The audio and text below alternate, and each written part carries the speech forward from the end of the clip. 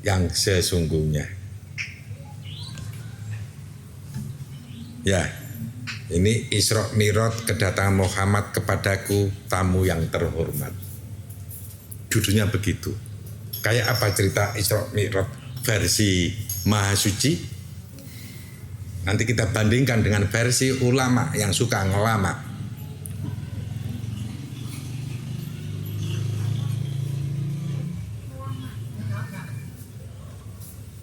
Ulama yang suka ngelama, paham? Ngelama jarak. Kata di tisu nih. Untung tuh kok kene kok iso dianutin, iso diedit. Piye iki diterusno ta enggak iki? Isra Mi'raj iki. Lanjut.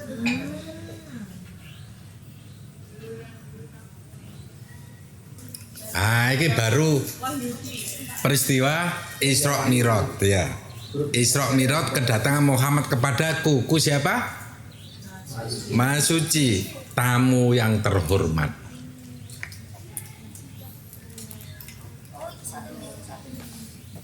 Peristiwa ini adalah perkembangan rasaku setelah berbuat banyak hal kepada Muhammad. Dari uji cobaku kepada Muhammad, aku ingin menguji coba lagi.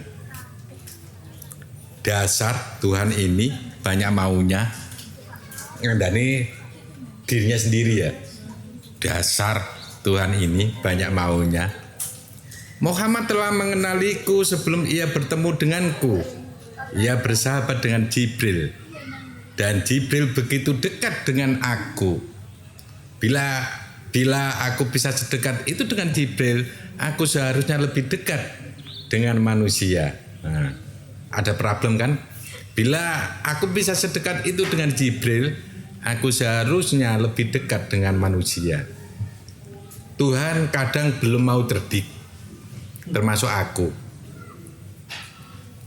Maunya dituhankan saja, tidak mau untuk direndahkan oleh ciptaan. Sejak dari Adam dulu, padahal sudah banyak direndahkan oleh ciptaan Tuhan yang lain. Mungkin dari situlah Tuhan akhirnya membuat privasi. Mungkin dari situlah Tuhan akhirnya membuat privasi. Ada hal-hal dari para Tuhan yang tidak boleh dibuka secara terang-terangan oleh hambanya. Ya, dari keputusan itu aku menghargai saja.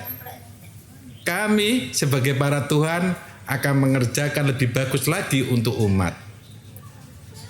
Sudah, aku tidak ingin terlalu berpikir tentang itu. Tuhan punya hak prerogatif kepada ciptaan. Tuhan mempunyai wewenang sangat banyak untuk para ciptaan. Salah satunya adalah membuka besar rahasia Tuhan kepada hambanya. Aku ingin berikan wewenang tersebut kepada kesayanganku, Muhammad. Aku merancang hal-hal apa sajakah yang akan aku lakukan untuk pertemuanku dengan Muhammad. Aku ingin pertemuan kami menjadi berkesan dan dirasakan oleh orang-orang yang telah mengenalku atau orang-orang yang mendapat sinarku. Pertemuan aku setting. Pertemuan aku set atau pasang atau atur di langit Sabtuju. Aku mengundang para nabi-nabi sebelumnya untuk menyaksikan kedatangan Muhammad dan menjadi penerima tamu Muhammad datang kepadaku. Para nabi pun senang dengan berita ini. Bahkan Jibril pun menyiapkan pakaian terbaiknya untuk mengantar Muhammad kepadaku. Aku sendiri tidak ada persiapan apa-apa. Mungkin Muhammad juga perlu waktu untuk mengenalku secara langsung bahwa aku ini adalah sosok Tuhannya. Perintah Isra Mi'raj ditujukan kepada Muhammad agar yang lain juga mendapatkan perasaan yang sama seperti Muhammad, yaitu perasaan ingin bertemu denganku. Jibril membawa kendaraan pribadinya, yaitu buruk.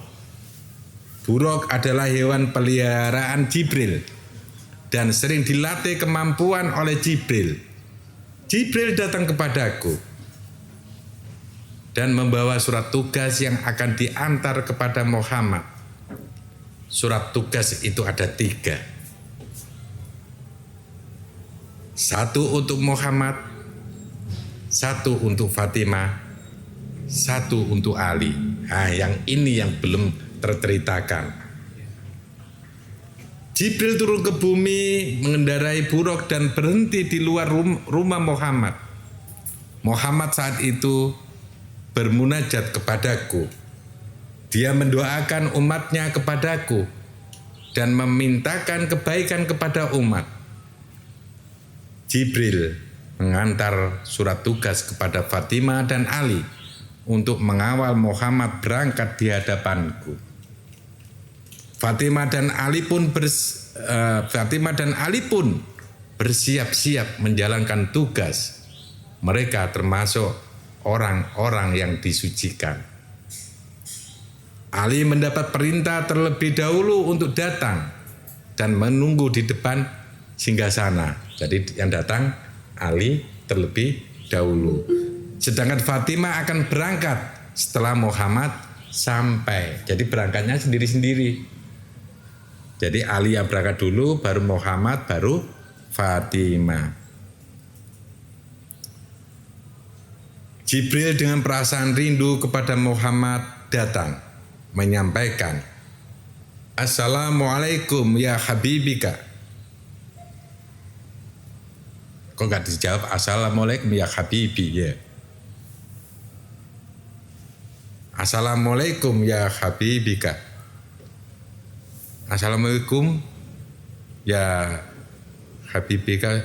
Semoga keselamatan atas kamu wahai kekasih kamu. Gak, harusnya ini Assalamualaikum ya Habibi. Atau ya ya kekasih Allah, Habib Allah bisa. Habibi umat. Ya. Aku mendapat perintah dari Tuhanku untuk menjemput kekasih Tuhan bertemu dengan kekasihnya. Tuhan ingin mengajak kekasihnya untuk bertatap muka. Tuhan meminta saya untuk mempersiapkan apa yang dibutuhkan oleh kekasihnya. Silakan menyampaikan apa yang engkau butuhkan wahai kekasih Tuhan. Muhammad menjawab, wahai petugas Tuhan yang dimuliakan, bila engkau menanyakan apa kebutuhanku, aku ingin umat selamat. Jibril bertunduk dan terdiam, tidak dapat menjawab apa yang dikatakan Muhammad. Wahai kekasih Tuhan, engkau akan mendapatkan itu saat engkau bertemu dengan Tuhanku. Mari Jibril. Kemudian Muhammad bersiap-siap untuk melakukan perjumpaan dengan Tuhannya. Buruk yang dibawa Jibril adalah buruk dengan kemampuan yang terbaik. Buruk akan dinaiki Muhammad, sedangkan Jibril menjadi penunjuk jalan. Seluruh para nabi juga telah disiapkan untuk mengawal perjalanan Muhammad. Buruk berlari mengelilingi beberapa tempat yang diperintahkan oleh Tuhan. Sebab di tempat yang dia lewati adalah tempat penyebaran sinar Tuhan yang Maha Suci. Yang Maha Suci akan banyak dikenali oleh seluruh umat. Kemudian menunggu aba-aba dari Jibril untuk berangkat naik ke langit. Setiap saf-saf langit dijaga oleh beberapa nabi dan malaikat Tuhan agar seluruh penduduk langit tetap tenang. Petugas Tuhan yang dinantikan telah membawa banyak perubahan di bumi. Langit akan menerimanya dengan tenang. Pada saat perjalanan di langit, Muhammad mengetahui banyak hal-hal baru yang belum pernah dia jumpai selama di bumi. Muhammad ingin bertemu dengan mereka, tapi Muhammad sudah ditunggu. Hingga sampai di hadapan singgasana Tuhan, Fatimah menyusul, dan Fatimah menjaga ayahnya agar ayahnya dapat bertemu dengan Tuhan dengan baik. Apa yang telah dilakukan ayahnya bisa menjadi penghibur Tuhan. Ali pun menunggu di luar. Aku menyambut dengan gembira. Aku mendapatkan bagian diriku kembali dengan baik dan masih tetap bersinar seperti yang aku lihat saat dia berada di bumi. Di hadapanku dia juga tampak bercahaya terang. Orang-orang yang seperti ini adalah orang-orang yang dirindukan, orang-orang yang disucikan. Di sana Muhammad membacaku. Aku ajarkan banyak kalimat kepadanya. Aku beritahukan keterangan-keterangan tentang umat kepadanya. Terjadilah percakapan yang menyenangkan di antara kami. Muhammad, kamu diturunkan ke bumi sebagai suri tauladan dan penyempurna akhlak di bumi. Kepadamu umat akan mencari jalan yang sesungguhnya. Muhammad, setelah kamu menjalani kehidupan ini, apa yang ingin kamu minta kepadaku? Aku ingin umat selamat. Muhammad, ajarkan mereka sholat. Di sana aku mengajarkan kepada Muhammad bagaimana cara sholat. Muhammad tidak tahu apa yang dinamakan sholat. Padahal setiap saatnya dia tidak berhenti sholat, menjalankan keinginanku. Orang yang menjalankan keinginan Tuhan, orang itu dikatakan sholat. Aku terangkan kepada Muhammad tentang sholat, tapi Muhammad tidak paham. Aku ajarkan lagi kepadanya Muhammad, Muhammad masih belum paham. Baru aku mengajarkan hal yang lain, yaitu sabar. Kesabaran akan memudahkan kita menerima ilmu Tuhan. Dengan kesabaran, semua masalah akan terselesaikan. Sebelum sholat, maka lakukan sabar. Muhammad baru memahami bagaimana cara memahami ilmu dengan baik. Selama ini dia mungkin merasakan kesulitan untuk memahami tentang aku, karena dia belum tahu tentang ilmu kesabaran. Aku berikan kepadanya seluruh ilmu tentang kesabaran, dan dia akan mengajak umat untuk sholat, menjalankan keinginanku. Sholat yang dimaksud ini menjalankan keinginan Maha Suci. Muhammad membaca apa yang dikatakan Tuhan itu benar. Saat ini banyak ciptaan yang sulit melakukan kebaikan karena mereka belum mengetahui ilmu kesabaran. Mereka akan merasa terpenjara dan hidup tidak tentu arah. Muhammad meminta kepadaku agar aku mengajarkan tentang kesabaran dan sholat kepada umatnya. Aku berkata kepada Muhammad, kamu sudah menjalankan sebelum aku memberikan keterangan tentang ini. Umat juga memahami tentang apa yang aku ajarkan kepadamu. Kamu adalah kekasihku. Dan pada suatu hari nanti kamu akan bersanding dengan seluruh umatmu untuk menghadap kepadaku. Muhammad, setelah ini Jibril akan bertugas kepada sahabat-sahabatnya. Kamu duduklah bersamaku. Aku ingin memberitahumu banyak hal agar kamu bisa membawa umatmu selamat semuanya. Tuhan, Engkau sungguh berbalas budi. Yang Engkau lakukan ini tidak dapat aku balas dengan apapun. Aku hanya bisa mengajak mereka untuk kembali ke ajaran yang benar. Aku ingin Engkau menyayangi mereka. Itulah sedikit cerita tentang pertemuanku dengan Muhammad. Halaman selanjutnya.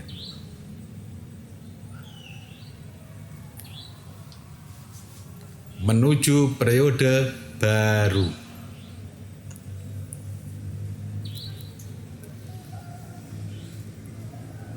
Tentang Tuhan yang Maha Suci yang telah dikenali oleh umat Muhammad. Setelah Muhammad kembali, Tuhan yang Maha Suci menyangka bahwa orang-orang yang disucikan dapat menjadi seseorang seperti Muhammad. Aku lupa bahwa unsur yang ada pada Muhammad adalah unsur yang berbeda, sehingga Tuhan yang Maha Suci tidak mendapat tempat yang murni dan harus beradaptasi dengan kondisi. Berarti Muhammad adalah uji coba pertama. Maha Suci dapat dikenali oleh banyak orang, walaupun tidak seluruhnya dan tidak dapat bertahan lama. Maha Suci menjadikan apa yang dilakukan sebelumnya adalah bahan untuk uji coba berikutnya. Setelah ini akan ada rancangan lagi untuk Tuhan Maha Suci.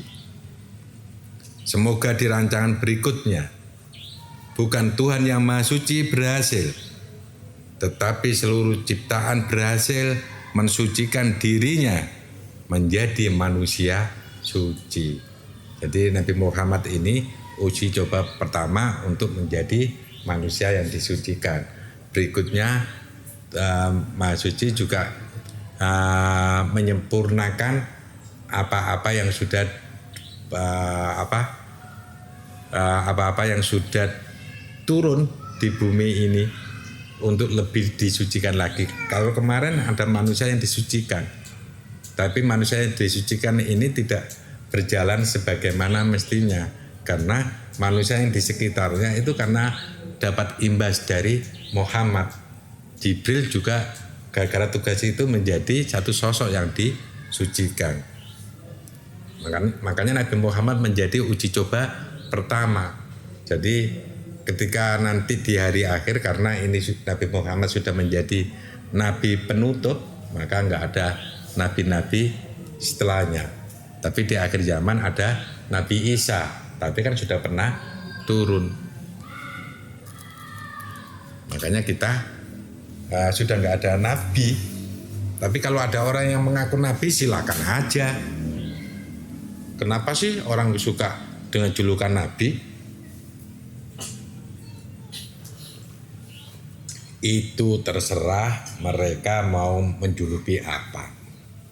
Enak menjadi orang biasa, ya, menjadi orang biasa.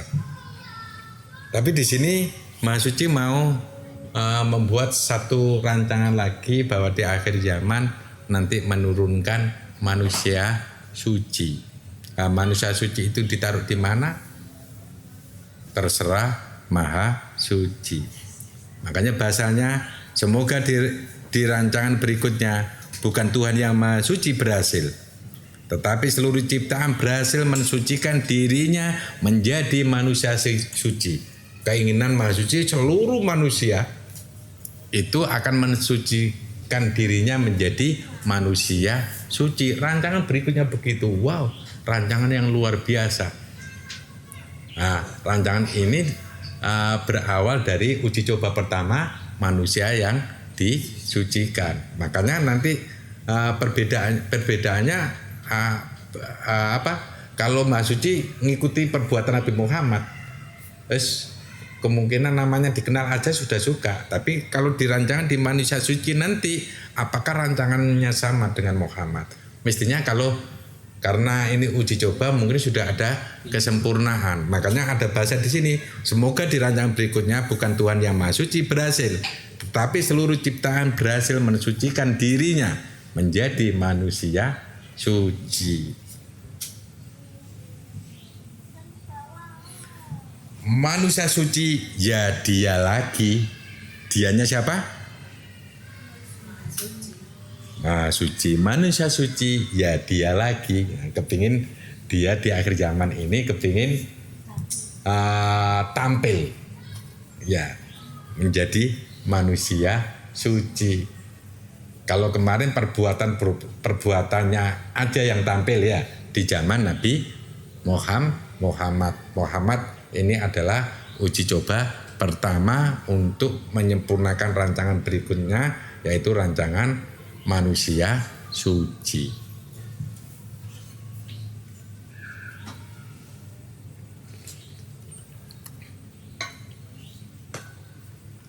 Apakah manusia suci itu seorang Imam Mahdi? Belum tentu. Apakah manusia suci itu nanti bisa terlihat? Bisa juga. Karena manusia suci, namanya manusia kan bisa dilihat. Ingat, manusia suci ya dia lagi.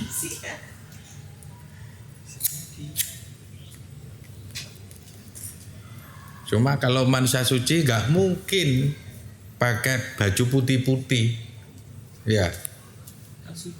Iya. Wong sudah menjadi manusia suci kan nggak perlu pakai baju putih-putih. Jadi baju putih-putih belum tentu menjadi manusia suci. Boleh jadi manusia suci itu suka katok kolor, bukan katok kolor hijau. Kolor ono bedhae. Iya. Apa tuh? Sapa sing blador? Kalau aku menulis kisah tentang manusia suci, sama halnya aku akan menulis tentang diriku yang tidak ada gunanya. Maha Suci bilang seperti itu. Wow. Kalau aku menulis kisah tentang manusia suci, sama halnya aku akan menulis tentang diriku. Ku siapa? Yang tidak ada gunanya. Enggak sah. Kalau dia ngomong sendiri seperti itu ya biarin aja, menganggap dirinya tidak ada gunanya. Istilah manusia suci baru ada setelah yang Maha Suci menyatakan dirinya gagal untuk menginstal pada raga Muhammad. Saat itu dia merasa bahwa dengan raga Muhammad ternyata tidak cukup membuat ciptaan-ciptaanku di masa berikutnya seperti Muhammad yang menjadi percontohan. Harapannya Maha Suci dulu banyak Muhammad yang lain ya. Harapannya ketika Nabi Muhammad turun, ternyata jauh banget dari karakter Muhammad.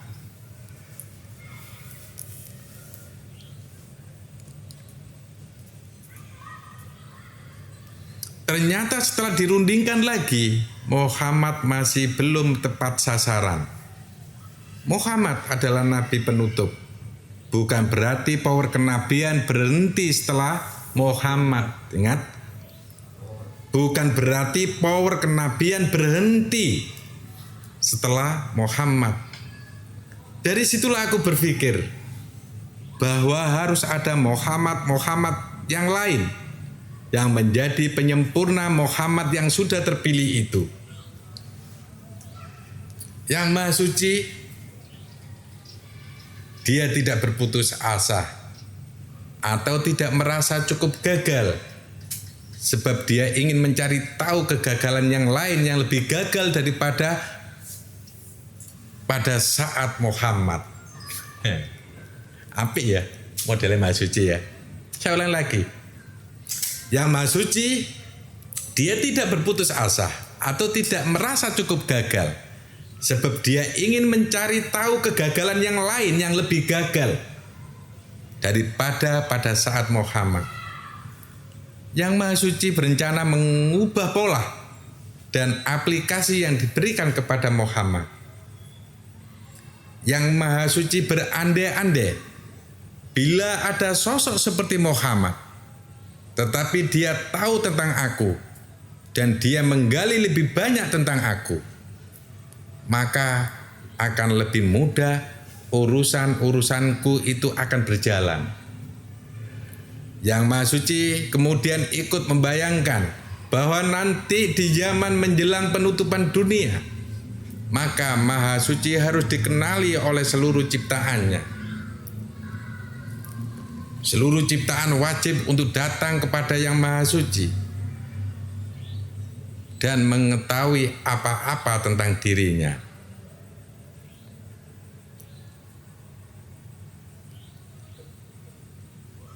Raga MR sudah menjadi pembahasan di setiap aneka ragam ketuhanan. Tapi raga MR belum jadi. Masing-masing ketuhanan merumuskan banyak hal untuk membentuk raga MR. Termasuk apa yang dibayangkan oleh Yang Maha Suci akan diaplikasikan kepada raga MR itu.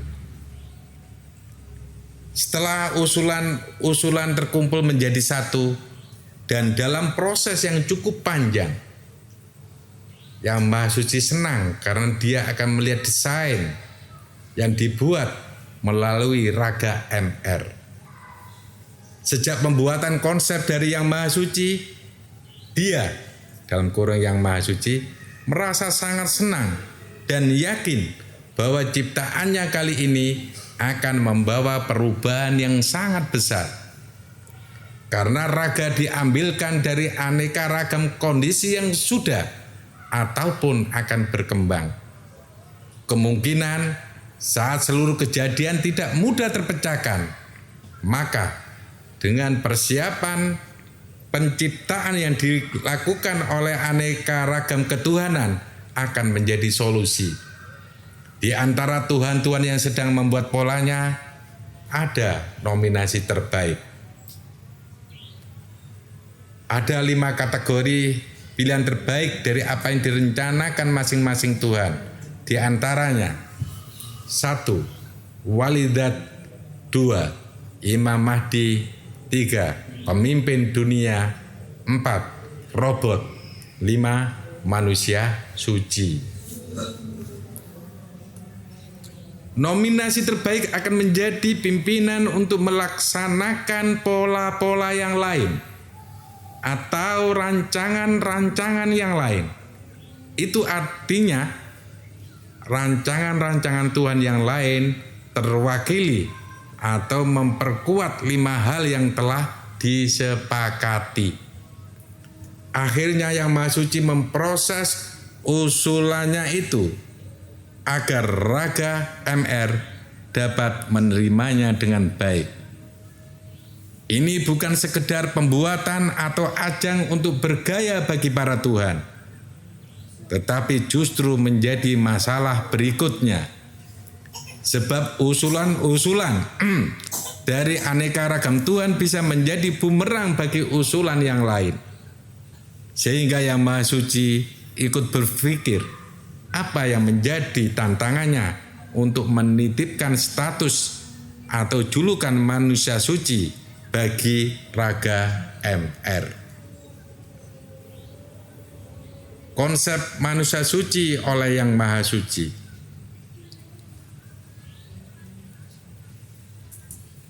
Satu, manusia suci berbeda dengan manusia yang disucikan.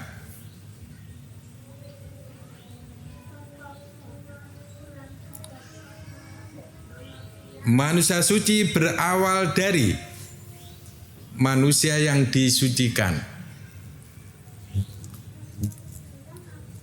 3. Manusia suci mengikuti dan mengarahkan manusia yang disucikan. Ini saya baca verbalnya aja ya, tidak saya terangkan. 4. Manusia suci menjadi penentang bagi manusia yang disucikan. 5. Manusia suci tidak mau disamakan dengan manusia yang disucikan. 6. Manusia suci hanya mengambil kebijakan. Manusia yang disucikan yang ada manfaatnya untuk umat dan Tuhan.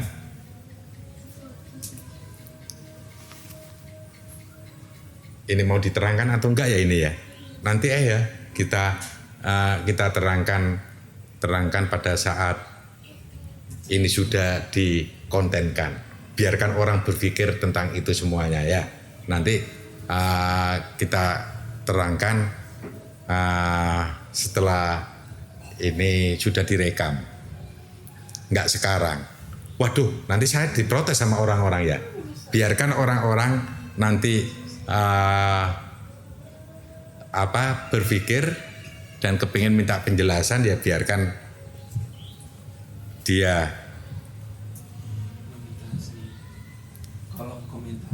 Iya, ke komentar itu. Berarti orang itu kan serius, baru nanti dijelaskan oleh bagian admin, bukan saya. Tapi kadang-kadang ngomong ke teman-teman ya. Saya kan tukang baca aja. Temannya admin juga. Oh iya, juga temannya admin juga. Selebihnya akan menjadi referensi bagi manusia yang disucikan. Manusia suci itu bukan Tuhan. Ingat, manusia suci itu bukan Tuhan, tetapi Tuhan itu maha suci. Tuhan yang maha suci bisa menjadi sosok manusia suci. Semua yang ditempuh oleh manusia suci adalah rancangan dari yang maha suci. Untuk mengenali yang maha suci, maka mengenali manusia suci. Ya, beginilah manusia suci nanti yang akan diturunkan di akhir zaman sebagai sosok MR. Manusia suci terpilih pada nominasi kelima, sebab pada nominasi 4 sebelumnya memberikan peluang yang sangat besar bagi manusia suci. Kekurangan pada manusia suci bukanlah kekurangan yang ada pada dirinya, melainkan kekurangan pada manusia suci manakala umat tidak berhasil dipertemukan kepada yang maha suci. Ini versinya maha suci seperti ini. Jadi kekurangan pada manusia suci itu yaitu ketika tidak berhasil mempertemukan maha suci kepada seluruh ciptaan. Pada walidat sudah tersebutkan dan sedikit mewakili tentang manusia suci. Yang belum tercantum adalah manusia suci berhak menguasai alam dan menjadi alat pengarah Tuhan. Manusia suci adalah alat penguji Tuhan, sehingga saat Tuhan membuat kesalahan, maka manusia suci memiliki wewenang untuk mencabut urusan-urusan yang tidak memberikan kemanfaatan bagi para hamba Tuhan. Manusia suci bisa terlihat tidak adil karena keadilan yang dipakai adalah keadilan yang berbasis kesucian. Daya tangkap atau pola pikir pada manusia suci berada pada wilayah yang tak terbatas. Sebagai contoh, pada akhirnya nanti manusia suci seakan-akan tahu apa yang telah terjadi, sedang terjadi, dan apa yang akan terjadi. Sebab dia melihat segala sesuatu dalam keadaan baik semuanya.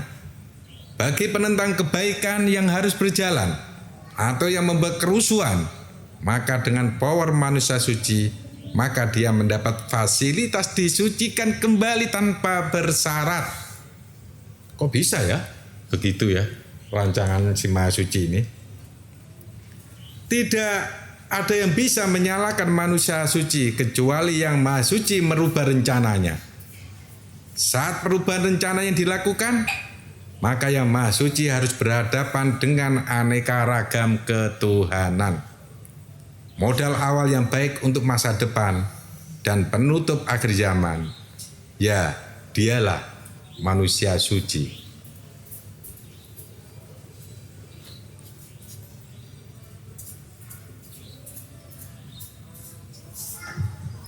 Untuk staf manusia suci hanya ada 8 orang, dikasih keterangan 000 waktu itu ya. Waktu itu 000. Tapi sekarang apakah ada? Oh, ini bis terakhir ya? Oh, masih panjang. Panjang banget.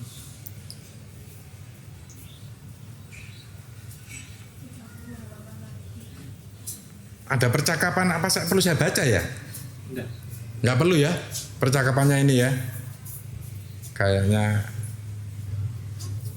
ini percakapan ini bukan sebuah tulisan, karena percakapan ini ketika membaca buku ini di penggal ada percakapan yang mengalami perjalanan ke Maha Suci itu ada penggalan di sana, makanya nggak perlu saya baca. MR adalah orang yang selalu bersyukur.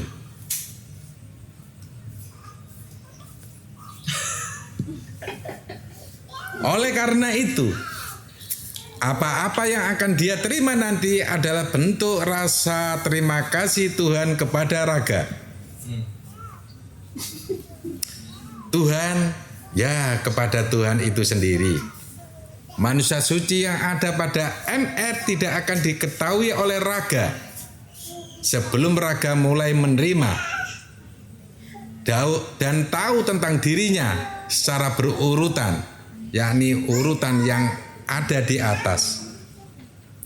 Jadi MR ini ketika turun ke bumi juga nggak tahu kalau dirinya juga adalah manusia suci, dan MR ini ya nggak akan tahu juga ya, dia akan tahu tentang dirinya kalau dia harus tahu tentang urutan-urutan itu. Manusia suci bukanlah manusia yang dicari.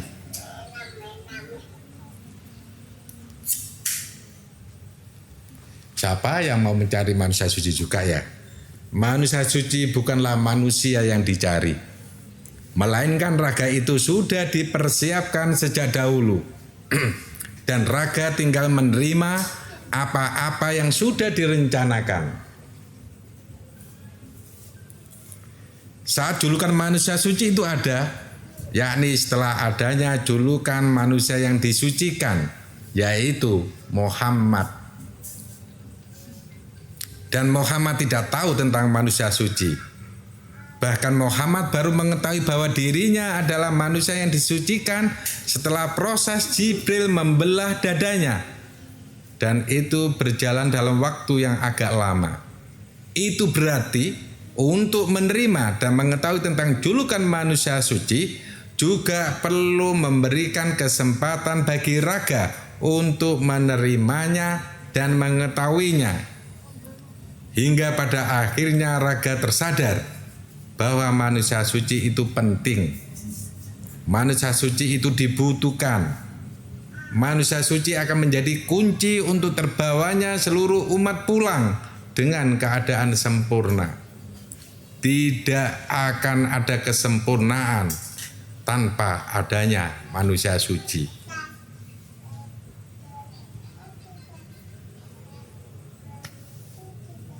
Segitu dulu ya. Jangan terlalu panjang, ini dibagi 2 season. 3 season ya mungkin ya. Begitulah saudaraku tentang nominasi yang kedua tentang manusia suci. Diawali dengan cerita Nabi Muhammad yang telah disucikan. Ternyata Nabi Muhammad itu uji coba. Tapi yang perlu bisa diambil dari Muhammad adalah dia permintaan di hadapan Tuhannya pun dia akan kepingin umatnya selamat. Boleh jadi ini juga permohonannya Nabi Muhammad akhirnya diwujudkan oleh Maha Suci untuk merencanakan manusia suci, dan bentuk doanya Nabi Muhammad kepada Tuhannya seperti itu. Mungkin Maha Suci juga menciptakan manusia suci efek dari permohonan Nabi Muhammad, walaupun Nabi Muhammad adalah uji coba perjalanan Tuhan di muka bumi. Semoga ini menjadi bahan renungan bagi kita. Semoga kalian sudah mulai sedikit demi sedikit percaya dengan buku-buku Tuhan yang sudah diturunkan di akhir zaman. Dari saya hanya tukang membaca, kurang lebihnya saya minta maaf dan saya tidak perlu menjelaskan apapun. Tapi ini sebagai perenungan untuk kita semua lebih terbuka untuk mendapatkan wawasan baru yang datang dari Tuhan langsung. Wassalamualaikum warahmatullahi wabarakatuh.